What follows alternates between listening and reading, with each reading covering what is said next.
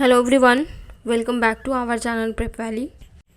तो आज की इस वीडियो में हम प्रैक्टिस सेट नंबर 12 सॉल्व करेंगे। वीडियो स्टार्ट करने से पहले अगर आप चैनल पर नए हैं तो चैनल को सब्सक्राइब करें और वीडियो अगर पसंद आए तो इसे लाइक और शेयर भी करें। तो चलिए देखते हैं आज का question number 1। Rulers of Mahajanapadas in ancient India collected a tax called bhaga from the in their region. तो प्राचीन भारत में महाजनपदों के शासक अपने क्षेत्र में से भाग नामक कर वसूलते थे।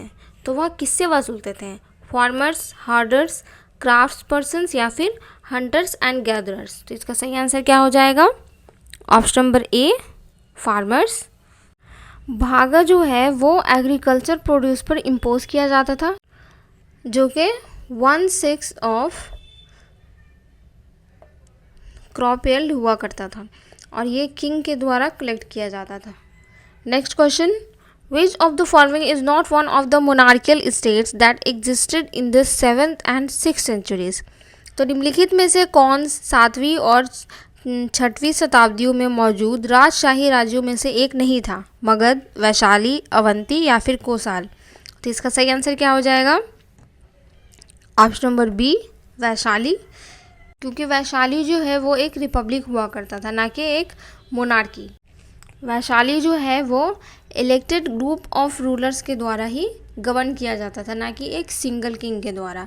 तो इसीलिए वैशाली जो है वो इसमें रिपब्लिक है और बाकी के जो 3 हैं वो सब मोनार्की हैं। Question number 3, Takshashila was capital of which among the 16 mahajanapadas. तो तक्षशिला 16 महाजनपदों में से किसकी राजधानी थी?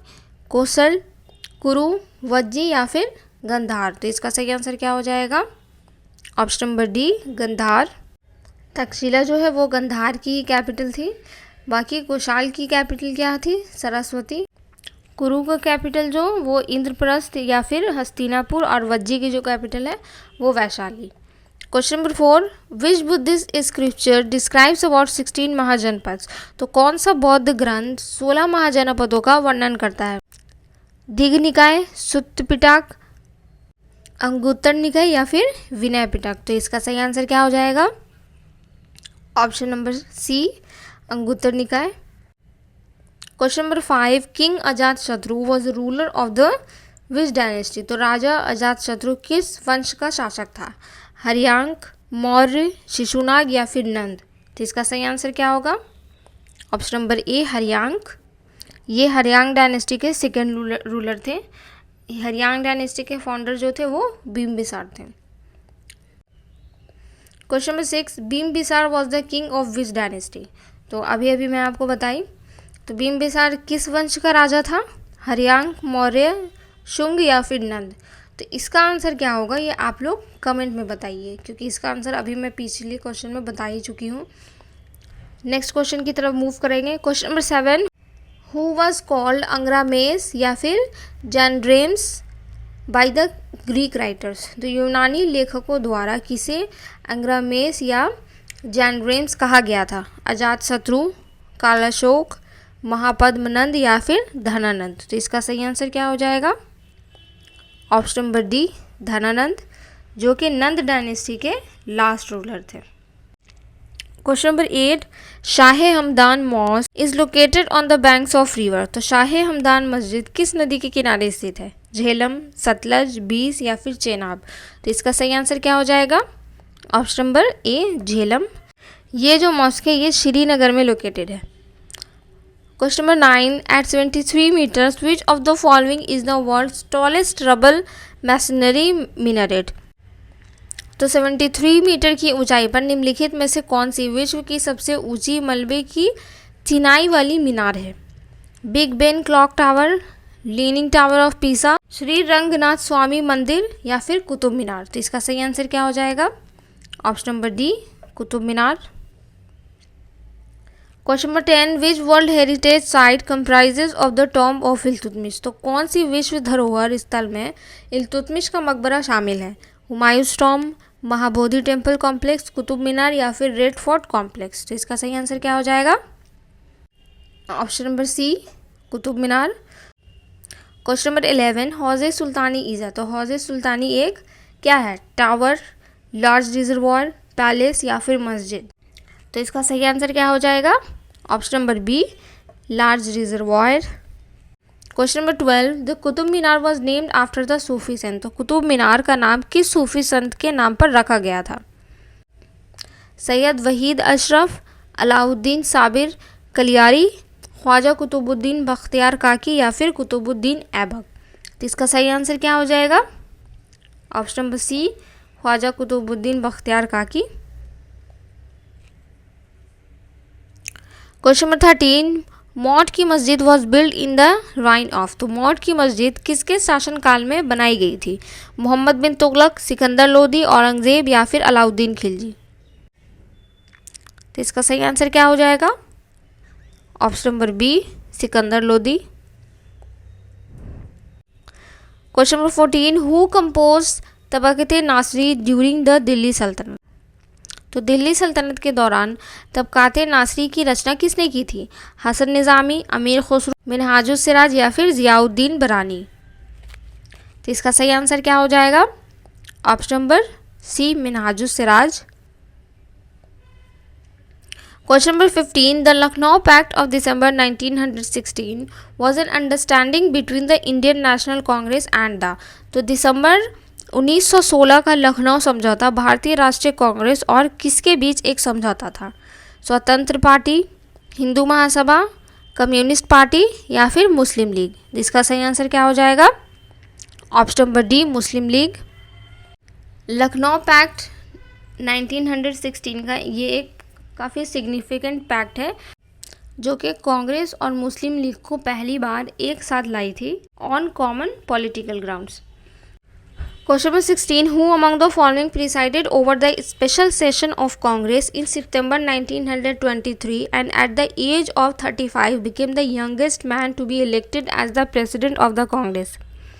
तो निम्नलिखित में से किसने सितंबर 1923 में कांग्रेस के विशेष अधिवेशन की अध्यक्षता की और 35 वर्ष की उम्र में कांग्रेस के सबसे कम उम्र के अध्यक्ष बने? महादेव गोविंद रानाडे, राम मनोहर लोहिया, बाल गंगाधर तिलक या फिर मौलाना अबुल कलाम आज़ाद। तो इसका सही आंसर क्या हो जाएगा?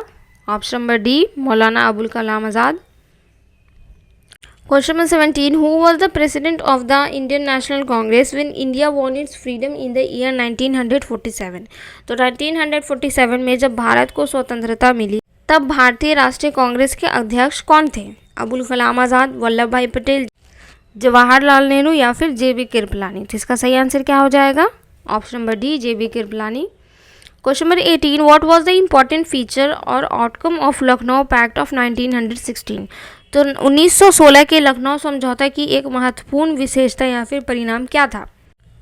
The Congress did not agree for separate electorates for Muslims in provincial council elections. It marked the reunion of the moderate and radical wings of the Congress. It widened the gap between the Hindus and the Muslims. It led to the partition of Bengal. तो इसका सही answer क्या हो जाएगा? Option number B, it mark the reunion of the moderate and radical wings of the Congress.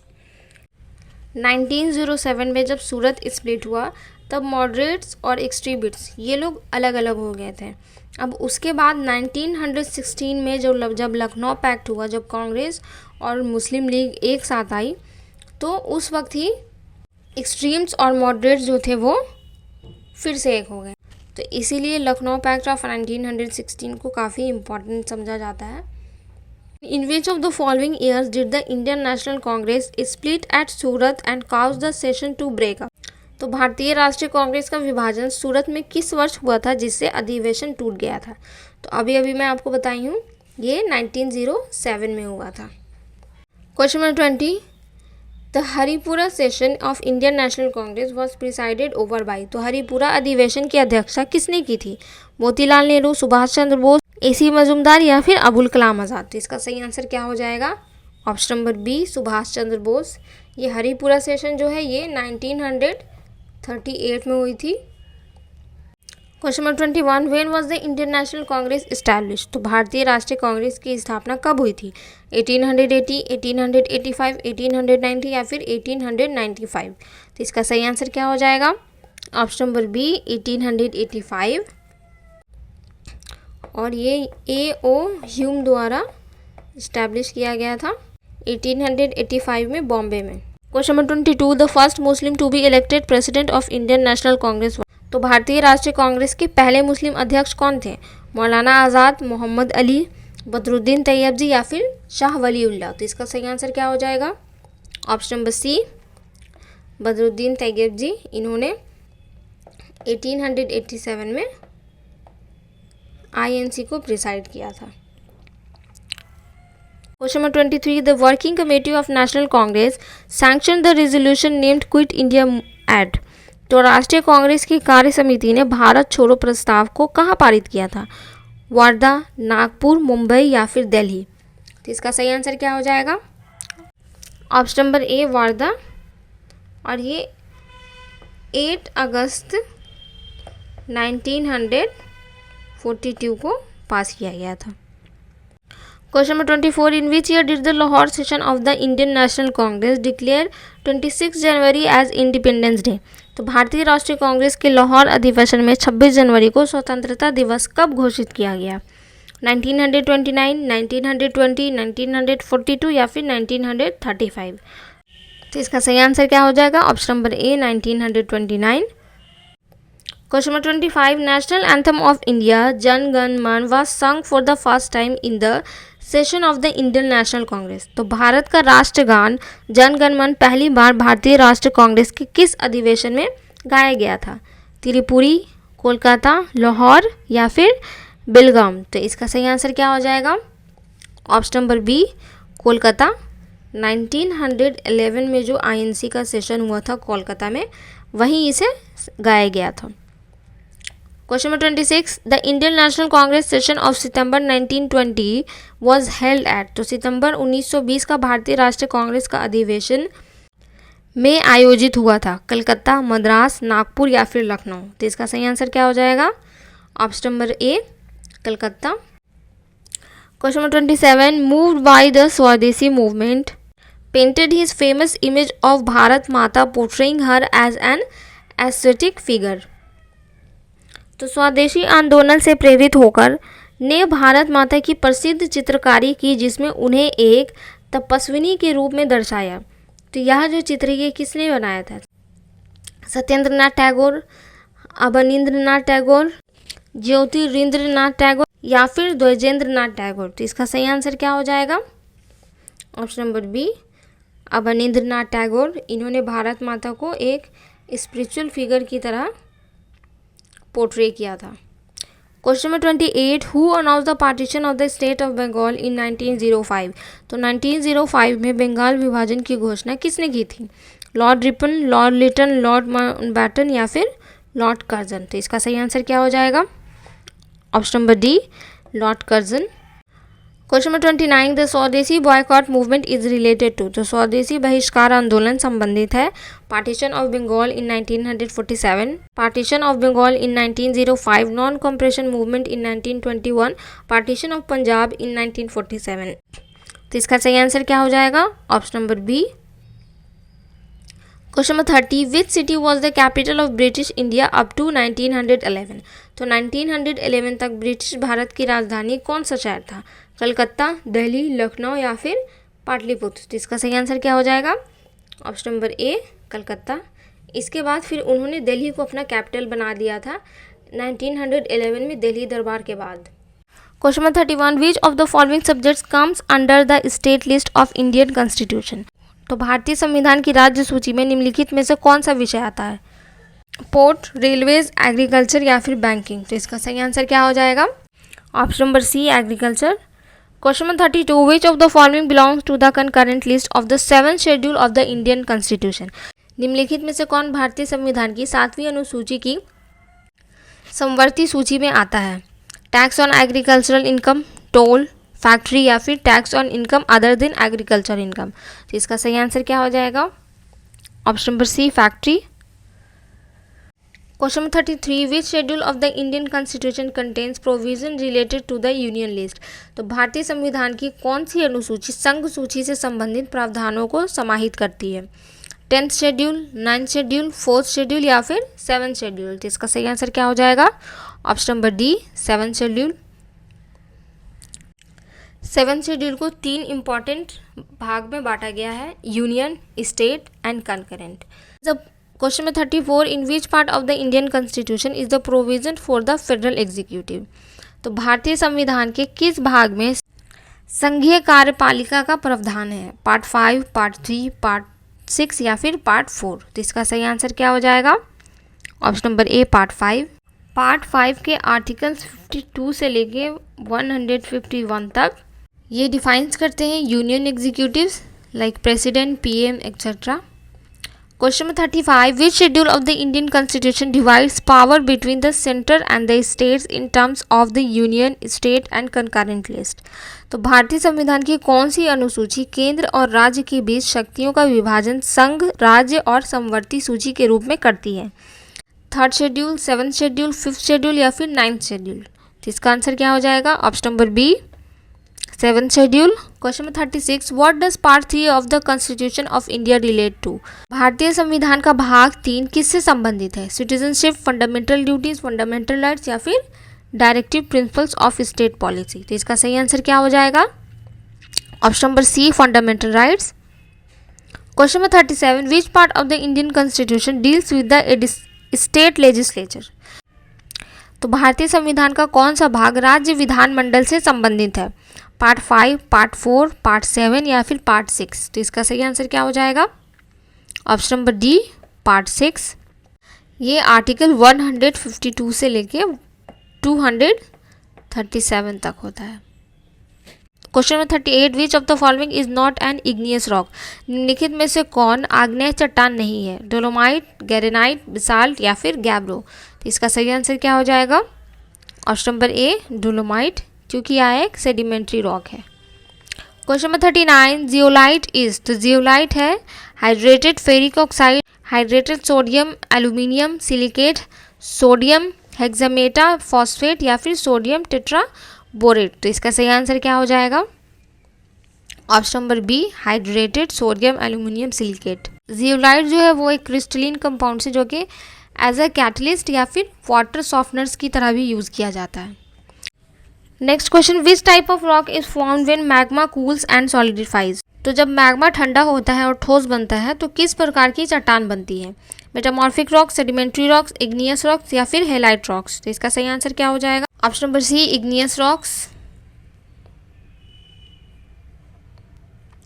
Question number 41, which of the following is not an effect of an earthquake. निम्नलिखित में से कौन भूकंप का प्रभाव नहीं है? हेवी रेनफॉल, एवलांच, सुनामी या फिर soil liquefaction.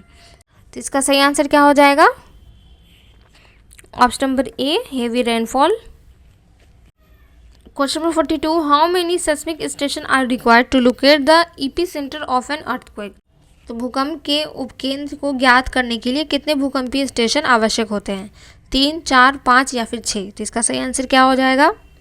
Option number A, 3। Question number 43, who invented the world first earthquake detector. विश्व का पहला भूकंप सूचक यंत्र किसने बनाया? Charles Francis Richter, Tomoaki Yamada, Zhang Heng या फिर अलीगो अराया। तो इसका सही आंसर क्या हो जाएगा? Option number C. Question number 44, the movement inside the earth crust is studied by which of the following. तो पृथ्वी की परत के अंदर की हलचलों का अध्ययन निम्नलिखित में से किसके द्वारा किया जाता है? जियोलॉजी, सिस्मोलॉजी, प्लेट टेक्टोनिक्स या फिर पेंटोग्राफी। तो इसका सही आंसर क्या हो जाएगा? Option number B, seismology. Question number 45, the most important function of an interest group is to. तो किसी हित समूह का सबसे महत्वपूर्ण कार्य है form the government, alter government policies to its liking, build up public opinion या फिर कॉन्टेस्ट इलेक्शंस। तो इसका सही आंसर क्या हो जाएगा? Option number B. Question number 46, the problem of choice between relatively scarce commodities due to limited productive resources with the society can be illustrated with the help of. तो समाज के पास सीमित उत्पादक संसाधनों के कारण अपेक्षाकृत दुर्लभ वस्तुओं के बीच चयन की समस्या को किसके माध्यम से दर्शाया जा सकता है? Demand curve, marginal utility curve, budget line या फिर प्रोडक्शन पॉसिबिलिटी कर्व। तो इसका सही आंसर क्या हो जाएगा? Option number D, production possibility curve. Question number 47, an economy in which both the private sector and the government are involve is known as an economy, एक ऐसी अर्थव्यवस्था जिसमें निजी क्षेत्र और सरकार दोनों शामिल होते हैं, उसे कौन सी अर्थव्यवस्था कहा जाता है? अमेलगम, मिक्स्ड, पैरेलल या फिर बैलेंस्ड? इसका सही आंसर क्या हो जाएगा? Option number B, mixed. Question number 48, based on economic activities how many sectors are there in Indian economy? तो आर्थिक गतिविधियों के आधार पर भारतीय अर्थव्यवस्था के कितने क्षेत्र हैं? 4, 3, 2 या 5? तो इसका सही आंसर क्या हो जाएगा? Option number B, 3, primary, secondary and tertiary. Question number 49, which of the following is a tertiary activity? निम्नलिखित में से कौन सी तृतीयक गतिविधि है? फार्मिंग, मैन्युफैक्चरिंग, डेयरिंग या फिर ट्रेडिंग? तो इसका सही आंसर क्या हो जाएगा? Option number D. Question number 50 जो आज का लास्ट क्वेश्चन है, one of the following is labour in economics? निम्नलिखित में से एक श्रम की परिभाषा में आता है? A musician performing for a benefit fund, a painter working for his own pleasure, reading a book as a hobby, a mother teaching her own son? तो इसका सही आंसर क्या होगा ये आप लोग कमेंट बॉक्स में कमेंट करके बताएं। तो आज के लिए बस इतना ही, अब मिलते हैं नेक्स्ट वीडियो में।